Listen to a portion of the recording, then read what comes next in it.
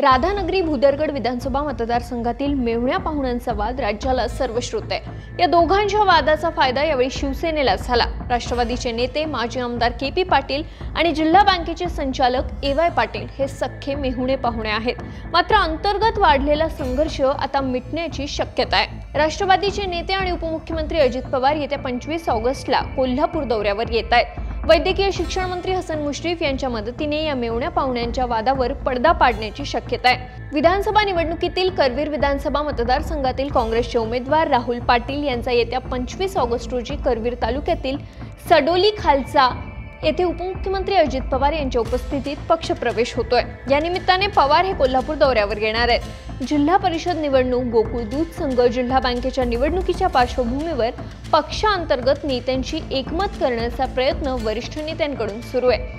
माजी आमदार के.पी. पाटील हे यापूर्वी जिल्हा बँकेचे संचालक ए.वाय. पाटील यांना विश्वासात घेऊनच राजकीय वाटचाल करत होते। 10 वर्ष आमदार म्हणून राहिलेले के.पी. पाटील यांना 2014च्या विधानसभा निवडणुकीत शिवसेनेचे नेते आणि सध्याचे कोल्हापूरचे पालकमंत्री प्रकाश आंबेडकर यांनी पराभवाचा धक्का दिला। यावेळी माजी आमदार के.पी. पाटील यांना 2019च्या निवडणुकीत ए.वाय. पाटील यांना उमेदवारी देण्याचा शब्द दिला होता। मात्र विधानसभा निवडणुकीत हा शब्द डावलण्यात आला। बिद्री सहकारी कारखान्याचा चेअरमॅन पदाचा शब्द दिला, त्यानंतरही के.पी. पाटील यांच्याकडून शब्द पाळला नसल्याचं सांगितलं जातं। त्यामुळे अंतर्गत कलह निर्माण झाल्यानंतर ए.वाय. पाटील यांनी 2024च्या विधानसभा निवडणुकीत के.पी. पाटील यांच्या विरोधात बंड केलं।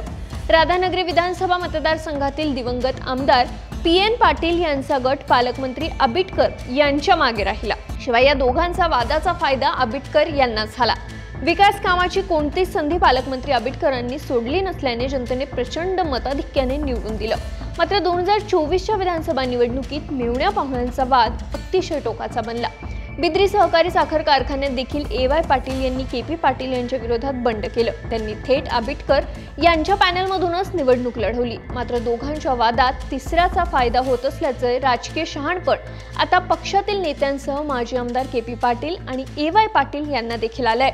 पुढील वर्षी होऊ घातलेली गोकुळ आणि जिल्हा बँक निवडणुकीच्या पार्श्वभूमीवर दोघांचीही मनं जुळवण्याचा प्रयत्न मंत्री हसन मुश्रीफ यांच्याकडून सुरू आहे। उपमुख्यमंत्री अजित पवार यांच्या उपस्थितीत दोघांच्या वादावर पडदा टाकण्याचा प्रयत्न येत्या 25 ऑगस्टला होणार आहे। दरम्यान याबाबत ए.वाय. पाटील यांच्याशी संपर्क साधला असता वरिष्ठ नेत्यांकडून त्या संदर्भातील प्रयत्न सुरू आहे। मात्र अद्याप माझ्यापर्यंत कोणताही निरोप आलेला नाही। वरिष्ठांनी याकडे लक्ष दिल्यास त्या संदर्भातील विचार केला जाईल असं मत ए.वाय. पाटील यांनी सरकारनामाशी बोलताना व्यक्त केलं। तुम्हाला काय वाटतंय, हा वाद मुश्रीफांच्या मदतीने संपणार का? आम्हाला कमेंट करून नक्की सांगा आणि सरकारनामाला सबस्क्राईब करायला विसरू नका।